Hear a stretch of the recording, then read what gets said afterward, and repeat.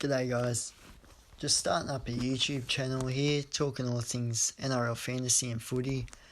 And I know I'm a bit late to the party with it being round 6 and all, but due to coronavirus, I don't have a job at the moment, so I got a bit of extra spare time on my hands, so just looking to use this as a way to, keep myself entertained, I guess, a bit of a hobby. Hopefully get a bit of traction, get a few people watching, and we can have a conversation down in the comment section, all things footy and fantasy. If it goes well, I can start doing new videos, maybe do like some watch lists or some top 5 buys or some tips, answer some questions that you guys have. And yeah, but right now we're just going to do a round 5 review and a round 6 preview. It was a shocking round 5 by me, 892 points, due to a few injuries and some underperformance. I was ranked 2,200 and something heading into the round, and I've dropped all the way down to 4,900 and something, so not happy about that, but yeah, we'll go through each player and see where it all went wrong. Nothing going wrong here though. Appy Coruscant, averaging 66, got 59, still making money too, got a 46 break even. Just doing awesome stuff. He's looking like a potential keeper, Appy. Move on to Payne Haas. Again, awesome. Definitely a keeper. Started the year with Payne. He's got the C on him, and I haven't taken it off him all year. 75 average, 83 last week, and he's still going up in price, which is a scary prospect for non-Haas owners. Luckily, I'm one of them. Paddy Carrigan, averaging 55, got 62 last week, and he's still making money too. Still got another 100k to rise up in, and he's still got a high percent ownership as well. So yeah, the thing to watch out for with Pat Carrigan is obviously that Broncos pack rotation with TPJ coming back this week. David Fafita expected back in the coming weeks. Matt Lodge is back now. Benny Teo, Offengawi dropped back to the bench, so they got a stacked pack, and Carrigan's minutes may go down. Although he's the captain, so you would think he would still be playing decent minutes, and still holding on to that starting spot at lock. Then we move on to Luciano Leilua again. He's been super consistent with 50s this year. But his price rises are slowing up. He's still only got like another maybe 30k to make. But yeah, he's averaging around 50, and yeah, he's been a very good mid-range option. But due to his injury cloud at the moment and the fact that his rises are slowing down, I am looking to move him on this week, even though he's been named in the team. On Team List Tuesdays, I'm just a bit sceptical to whether, he will be playing or not. Ryan Madison, 75 points last week. Super happy with that. It was his best week by far, averaging close to 60. Still going up in price. Low ownership as well, so he's a bit of a pod, which is my thinking when I got him. Was to go for someone like him over Yo, who's a little bit higher ownership. Just to try and get that point of difference. Eli Katoa, not much to say here. He's putting up keeper scores, just absolutely killing it, making money. Could be a potential bench option at the end of the year if he keeps going this way. Moses has been a gun without doing a whole lot, to be honest. He's getting 60s without getting those tries or try assists, those major attacking stats. So very happy with Moses.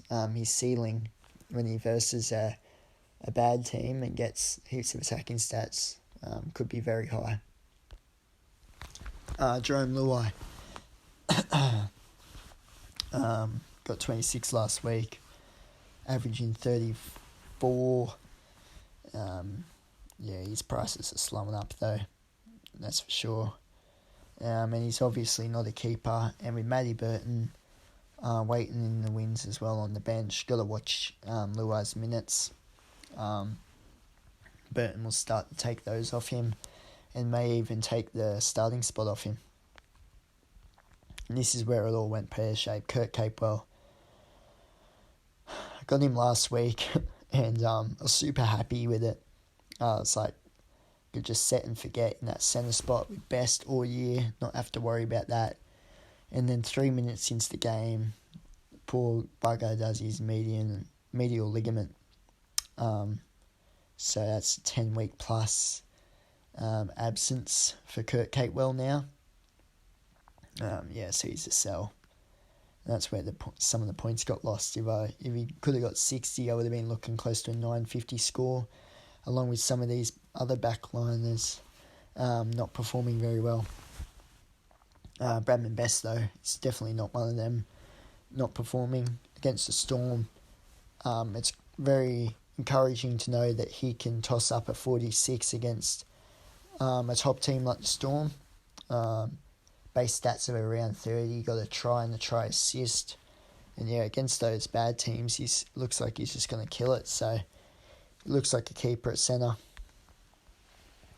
Someone who's not going to be a keeper, though, in the coming weeks for me, Scotty Drinkwater.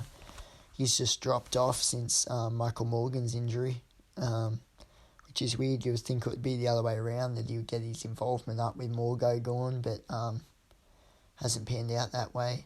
He's still playing good. Like, he's a gun player in real life, but it's just not transferring over to fantasy. He's at the point now where he's losing money, so he's going to be on the chopping block soon. Ryan Pappenhausen, averaging less than 40 this year, which is pretty bang average, to be honest, for someone of his calibre from what you would be hoping from him. Again, he's losing money. He's someone I had at the start of the year. And,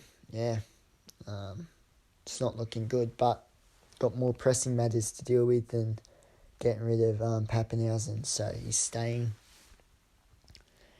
Everything I just said with Pappenhausen can be applied to Tommy Turbo as well. A bit higher average due to the game he had against the Doggies. But, he's definitely staying. He's a keeper. You just may be a bit up and down. Onto the bench. Harry Grant, 59 points. Awesome stuff. Making heaps of money. Going to go up about 250k, as you can see here.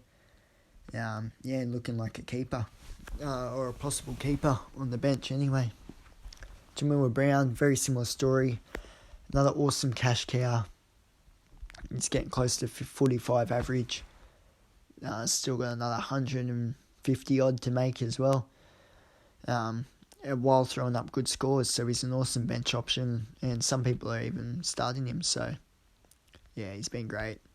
Corey Pakes, now this is another interesting one, with the signing of Isaac Luke, and Isaac Luke being named on the bench. Pakes has the potential to have 20 to 30 minutes taken off him, but in saying that, Seabold said that Luke was there specifically to be a mentor, in a mentoring role to Pakes and Turpin. So, he's got a super low break even, and if he can get at least 35 to 30-ish, then he'll be making money and he'll be a decent slow burn. Blake Brayley, though, he's definitely slowing up. He's almost at the end of his road. So he's one I'm definitely looking to get rid of in the coming weeks. As you can see, 14.6% ownership. So other people are thinking the exact same thing and starting to hop off him. And so the emergencies, Toby Rudolph, he's been fantastic. An absolutely awesome slow burn cash cow this year, averaging 40, whether he's starting or on the bench. Low break even of 8. Still got another 100k to make as well, so very happy where he is now.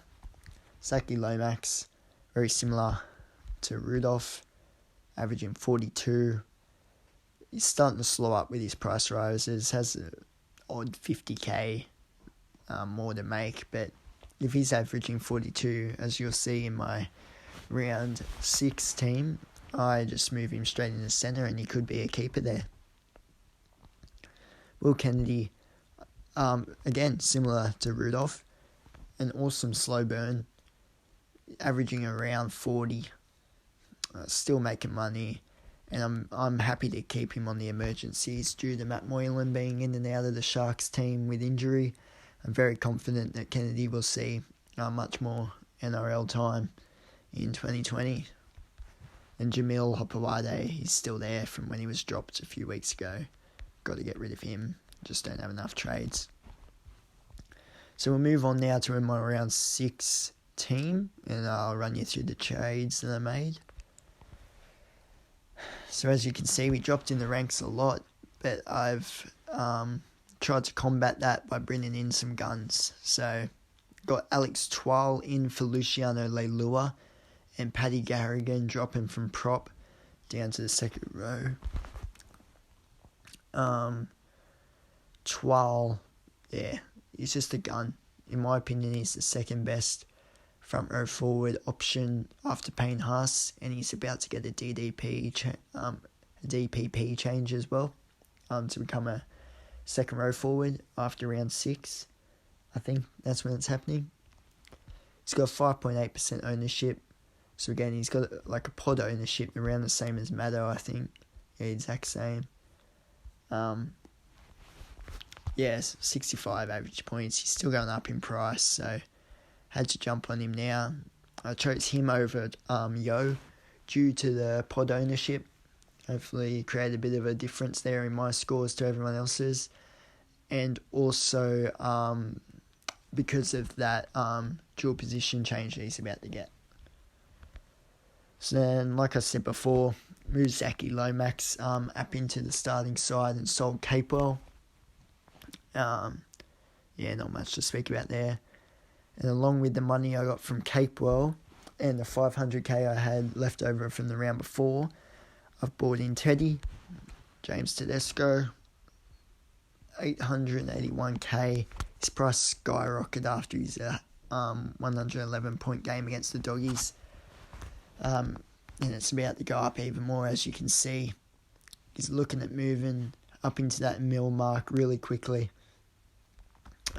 Yeah, so that's what where I was at this week. As you can see, I've dropped Drinkwater into the reserves, and dropped Pakes into the reserves just because I'm a bit worried about Luke, and put Brayley and Rudolph up into the interchange. So yeah, like I said, my thinking behind getting Teddy and Twal was just to quickly splash some cash, get 2 guns in, and to try and get my rank going back up. Not sitting just in the 5,000s, but pushing up around that top 3,000. And then hopefully around that top 2,000 in a few rounds' time. So, yeah. Anyway, guys, that'll be it for the round 6 preview and round 5 review. If you've enjoyed, please like and subscribe. Leave some comments in the comment section about what you would like to see. If you want to see anything else, like some watch lists or some top 5s, leave some questions and just tell me what you're doing and get a bit of chat going in the comment section. And yeah, thanks guys. Cheers.